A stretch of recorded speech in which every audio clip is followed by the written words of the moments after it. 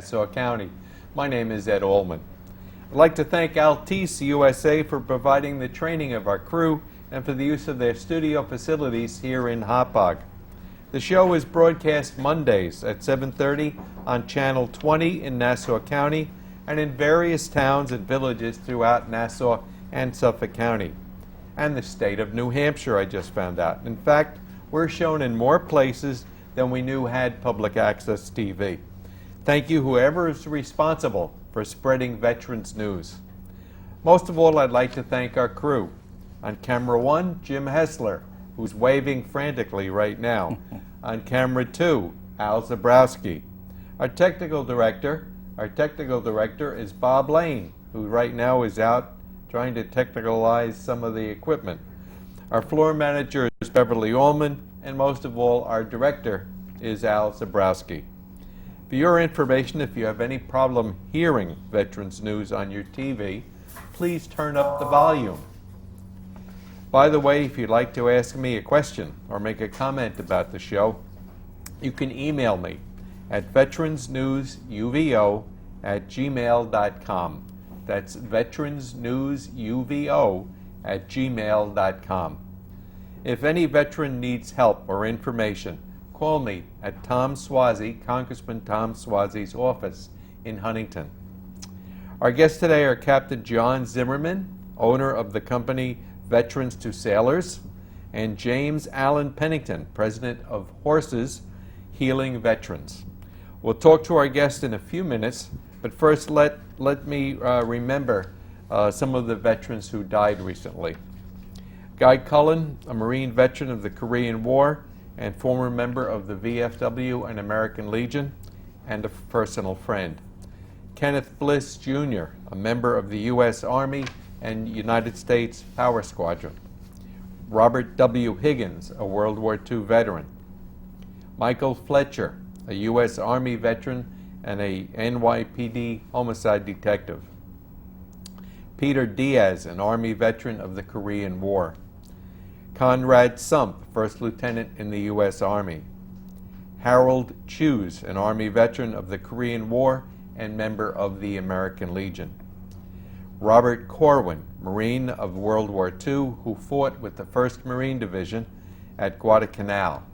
He went back to school and got his high school diploma, then went on to law school at the University of Virginia. Ernie Erickson, a Navy Korean War veteran. Joseph Pafumi, a proud Navy veteran who was a World War II Seabee. Paul Hanrahan, a former Marine Corps Staff Sergeant during the Korean War, who earned a master's degree in engineering with his GI Bill. Stanley Galinka, a U.S. Army veteran. Martin E. Frey, a retired New York City Police Department member and a World War II veteran. Arthur Stobie, an Army veteran of World War II and a longtime member of the VFW.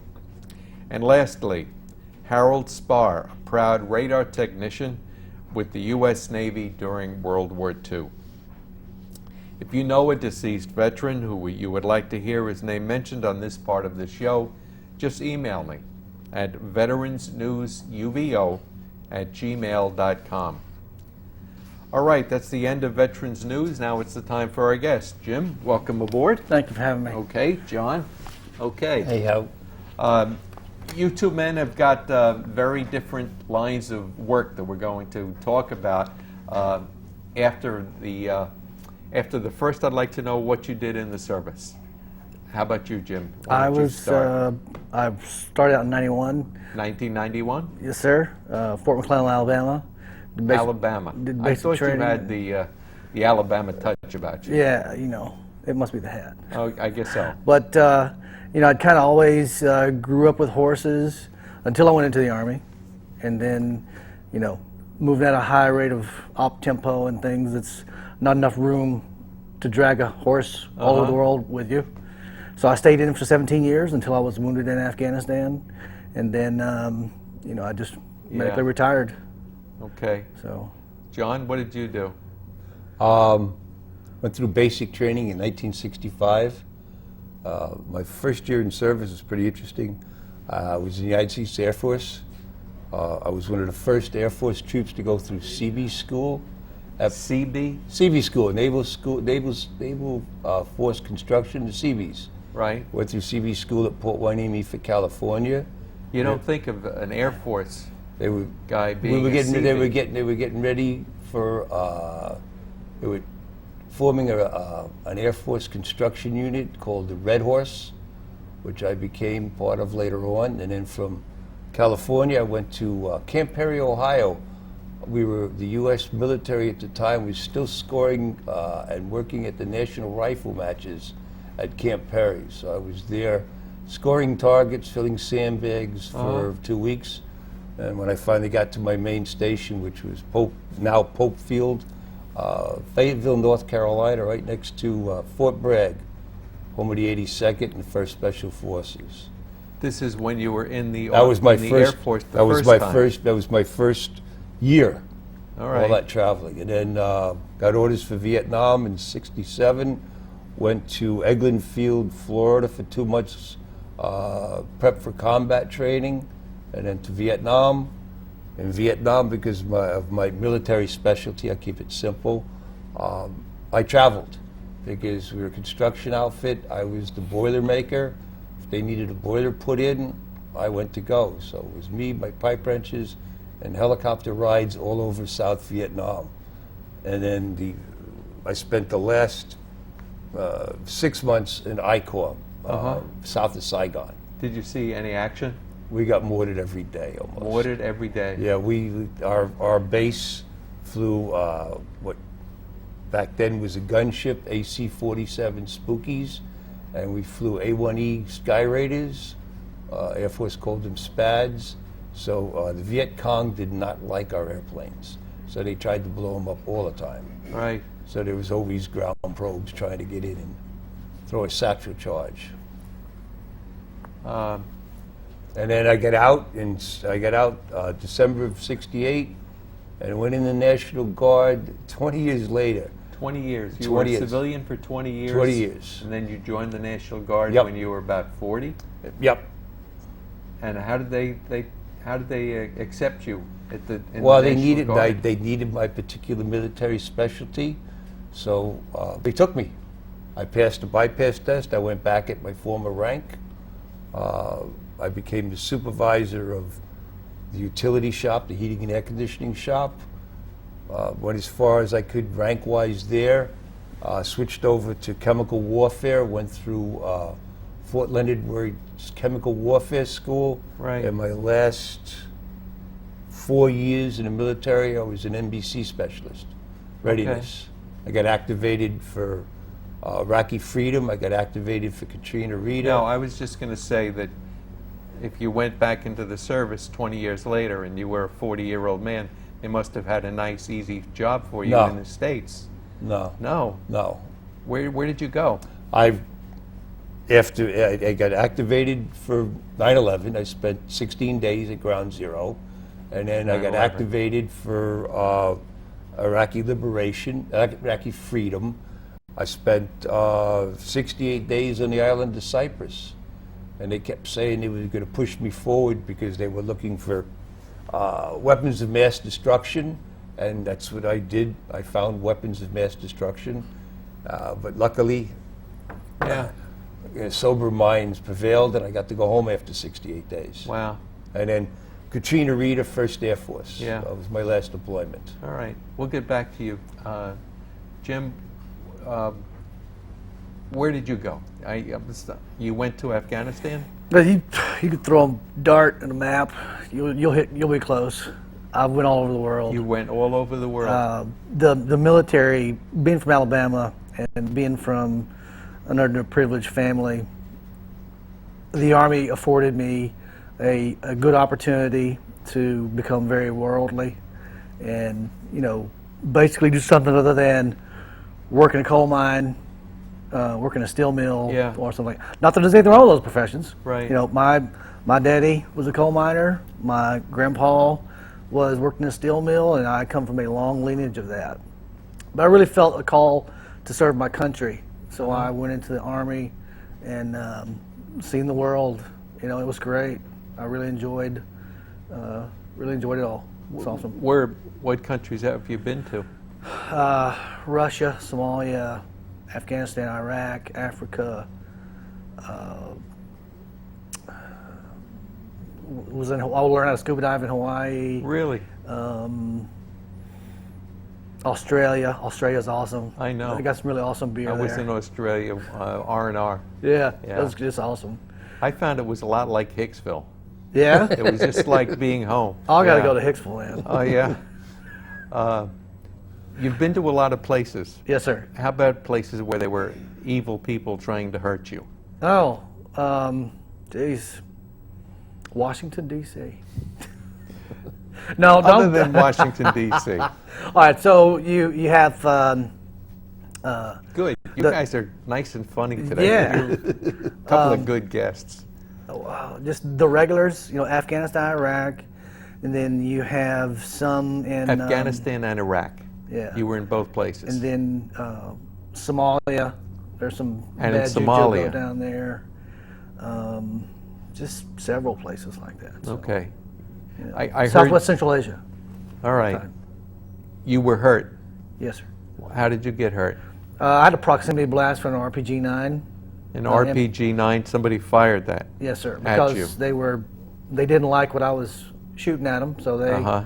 was shooting back, and you know, it impacted next to me and picked me up, threw me against a concrete bunker. And so now I have nerve damage on the entire side of my body, and you know, they told me I would never walk again, and they medevaced me from Afghanistan to the hospital, Freedom Hospital, and you know, I had a major. While I was sitting in bed, I had a major tell me, "Sergeant Pennington, you'll never walk again."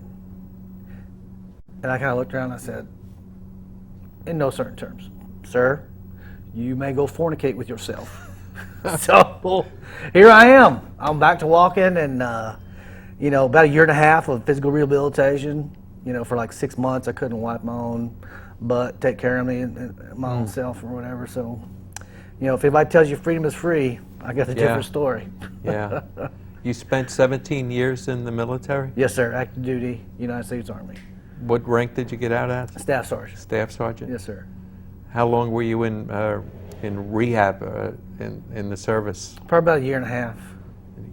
So that last year, that 17th year was I had my time off. Yeah. Where are you getting your medical care now? You go to Northport Northport? Army Hospital Okay. or VA Hospital Yeah. at Northport, New York. Wow. How about you, John? Did you get hurt while you were in the military? Either the second time or the first time? No, the only thing that really happened to me, I was sprayed with Agent Orange in a few places I was, which later on, probably 40 years later, morphed into a heart issue and cancer. Cancer. Cancer. Yeah, I survived cancer. Cancer-free. 2006. About 5 years now. Uh-huh. You know, knocking a little wood. Yeah, that's good. It worked, and you know, now I'm always concerned, trying to do everything preventive, because Agent Orange is known to cause many different types of cancer down the road. That's what we've brought home with us. It didn't kill us there, but will slowly kill us now. Right. Have you applied for a disability through the VA? Yeah, I'm 50% disabled. 50%. Through the heart issue and the cancer. One day I've got other things I've got to deal with, but you know, that was, you know, One step at a time, brother. one step at a time. Yeah. One step at a Yeah. time. How about you, Jim? Are you service connected for a Yes, sir. disability? I've got, you know, I got the package. I go to see some guys at PTSD, you know, to talk to about, you know, the bad juju, and Uh-huh. so I'm kind of looking forward to acupuncture. I heard acupuncture was pretty good about it, you know, about PTSD and such. Uh-huh. So we'll see if it works with nerve damage and all that Yeah. stuff. Don't know a whole lot about acupuncture other than they sticking needles in you, but what else do you need to know? You Yeah. know? They're sticking needles in you. Very good. So- As long as you can lay still for at least a half hour, 40 minutes, because I go to an acupuncturist. Yeah. That's the biggest thing. It's just laying there. I mean, you don't feel the needles if you get a good acupuncturist, but you can't move. You just have to lay there. Well, as long as he's not attractive, I'll just lay there. Okay, that's enough of that. Let's talk about what you're doing now. John, what is this, Sailors for Sailors veterans, to, or veterans to to sailors. The idea of this started in 2012. I took two, I believe they were Iraqi vets sailing, younger guys, and hooked up right away because I'm a vet, they're a vet, and I always let people sail the boat. I'm just there to make sure we don't hit anything and we can come back. And they're sailing it, you can see the change in them. And I told them, come back, I'll take you sailing as much as you want. They never came back for whatever reason. So I figured I'd volunteer someplace to take guys sailing that does it. And nobody was doing it. So Right. in my nativity, can't pronounce that word right, I said, I'll start a nonprofit. How hard can that be? A lot harder than one can imagine. Yep.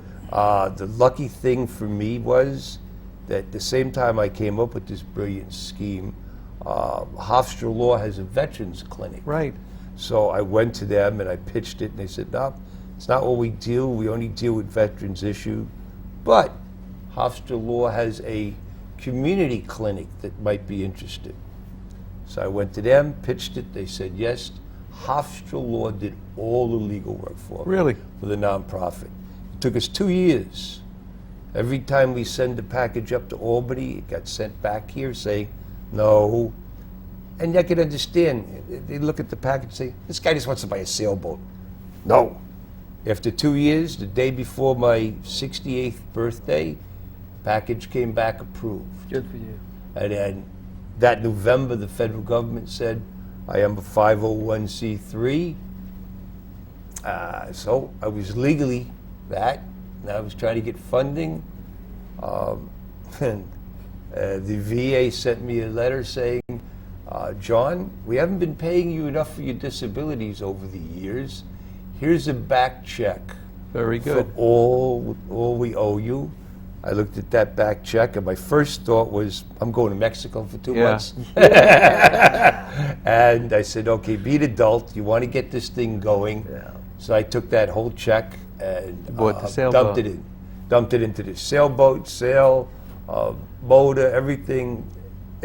Dumped it all into this. Did a little extra training. I went down, and I'm also now, besides a certified sailing instructor, I'm also an adaptive sailing instructor. In other words, I can take people with disabilities sailing. Uh-huh. Okay, and that's in last year I took probably about 40 vets sailing, do a lot of Really? work with the homeless shelter out of Hop Hog. Right. This year, hopefully more vets and more vets with problems. Hopefully I get a little funding where I can build the conversion kit so I can take guys with disabilities sailing. The boat I bought has been used in the Paralympics since '98. So a quick refit, you can put a guy in there with physically challenged, Right. you know, without limbs and stuff like that. He'd need a life jacket. With life jackets, but also a way Right. to sit, you know, a way to Right. move around. There's a whole system you can put in. You know, mostly all custom built for Yeah. each boat, and that's the dream. Keep doing it on. Right. My wife and I went on your sailboat last year. We had a great time. Yeah. Except the wind died down. Yeah. And I didn't enjoy it too much then. Well, you're a power boater, so that's, Yeah. you know, you turn the key and go. I completely identify with him as far as, like, I guess you would call us veteran entrepreneurs. We try to start these nonprofits to help out our brothers and sisters. Right. And I can completely identify with everything he's saying about starting this nonprofit, because there's been times where I just wanted to give up. It was so Yeah. crazy. Yeah. But I went a little different route. I went online. I kind of did some research and vetted a couple of organizations, and I found a group called the Foundation Group. Okay. And they charged me X amount of money. It's worth every penny. But they've got their act together. What they do is they start nonprofit groups. That's all they do. And they're based out of Nashville, Tennessee. Now, your nonprofit group has to do with horses. Yes. What they do helped you- me start my nonprofit.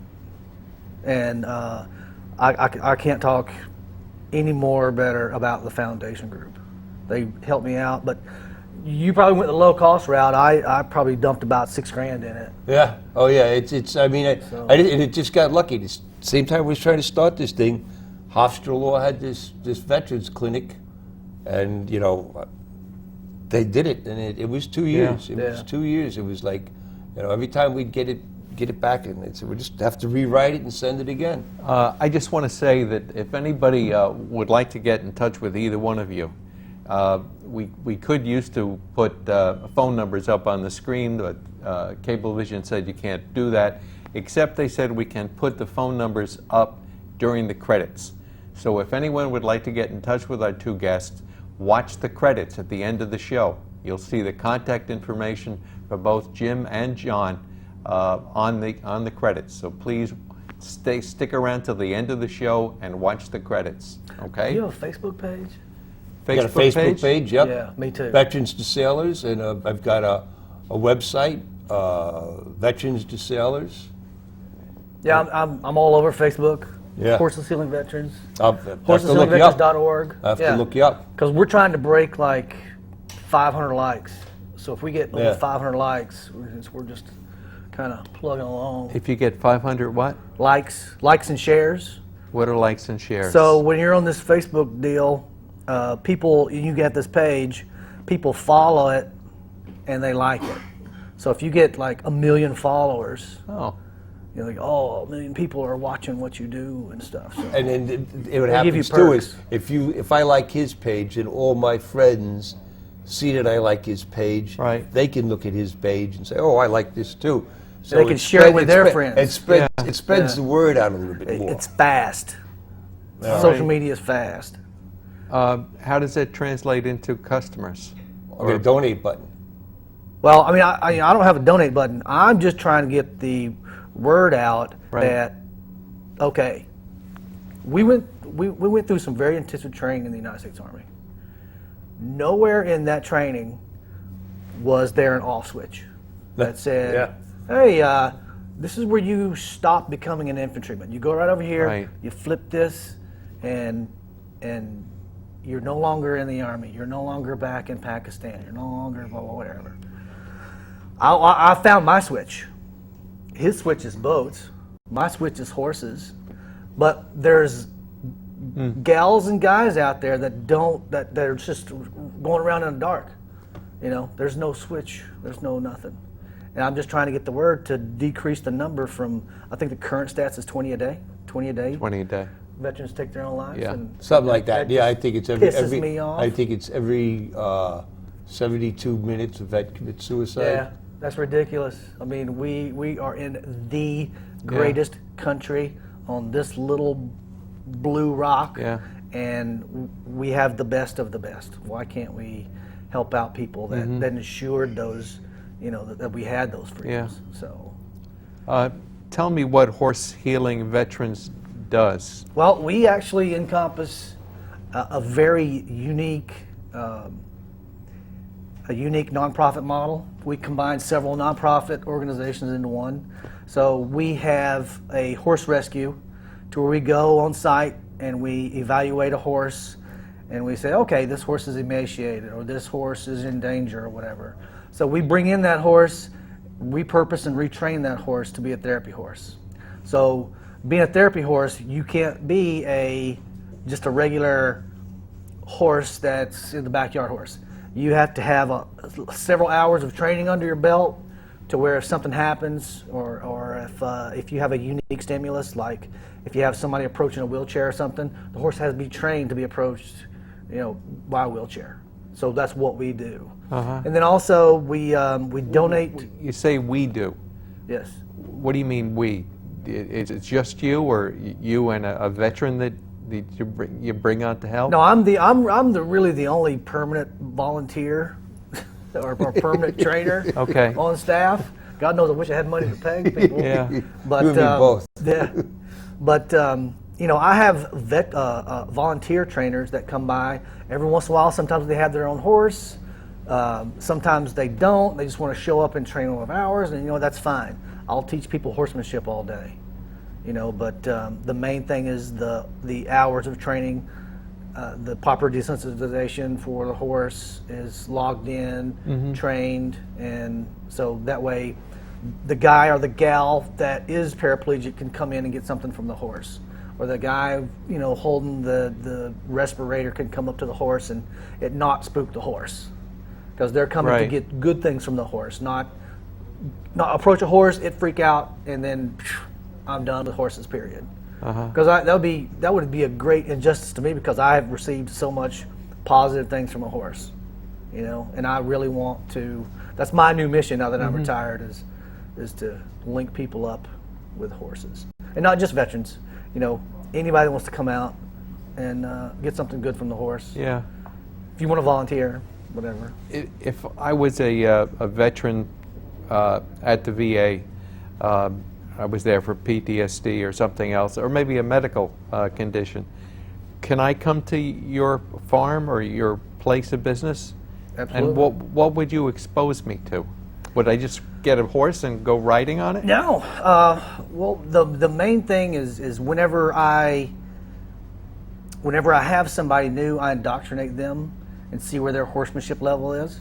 Okay. 'Cause we accommodate all horsemanship levels from 0 to 100. Right. And if you're starting out at 0, then we teach you how to be safe around a horse, basic horse anatomy, you know, some basic horsemanship skill levels. But the main thing I preach is 2 things: is safety and hands-on. So don't come to Horses Healing Veterans and expect you're going to sit in an office. You will be around a horse. You're going to be stepping in manure, and you're going to be handling a horse. You know, it's cool. You know, it's nice. So I encourage everybody to come out and you know, get something good from the horse, because the horse has something great to offer you. Where do you operate out of? Central Islip. Central Islip? Where in Central Islip?